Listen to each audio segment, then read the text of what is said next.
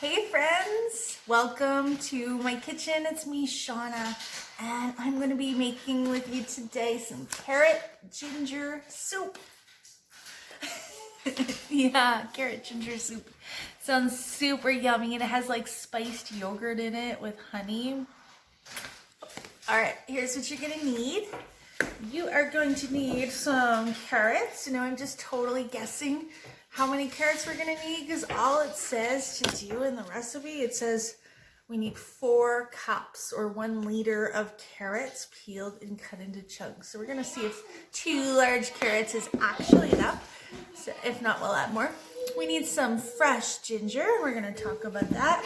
2 cloves of fresh garlic. You're gonna need some butter, just a little bit, some Greek yogurt, honey, some water. We're gonna need some cinnamon, and I'm gonna be using our Corinche limited edition cinnamon because it's like super extra yummy. Some ground coriander, salt, some olive oil, and last but not least, we're gonna need some marble rye bread.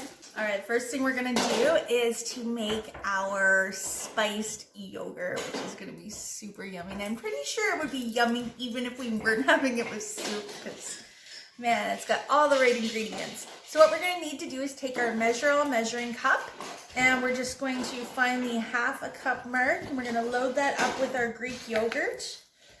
And then we'll just squish that down into using our 3-cup prep bowl, just because it's super easy then to put a lid on it until we're ready to actually use it.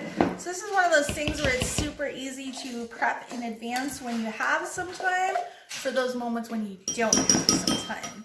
So 3 cups, and we're also going to add 1/2 tablespoon of honey. So we'll just take our little petite measure-all, scrape it down to the 1/2 tablespoon mark, and add our honey. Oh yeah. I don't want to add too much, I want to make sure I get it bang on because you don't want it too sweet, right? It is technically still a savory dish. We're making soup, right?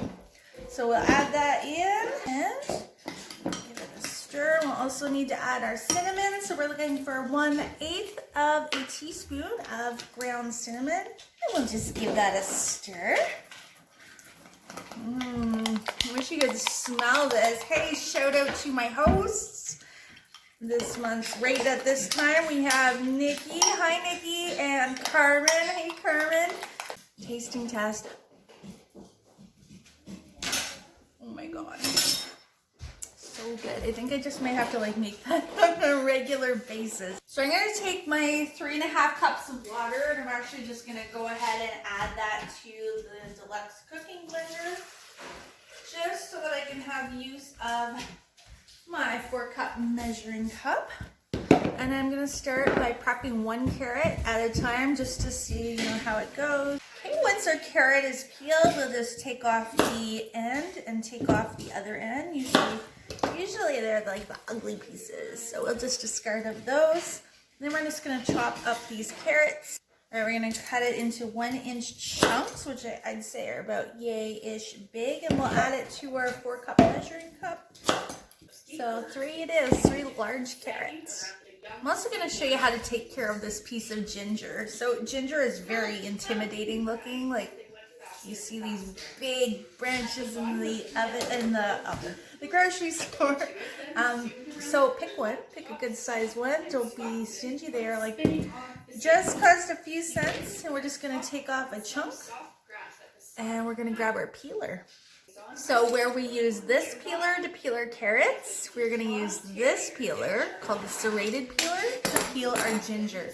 So it does work a lot better on the woody textures because, I don't know if you can see that, it has little teeth on it. Okay, so here we go. We're just going to take it and with our thumb and fingers just kind of direct the blades across that skin.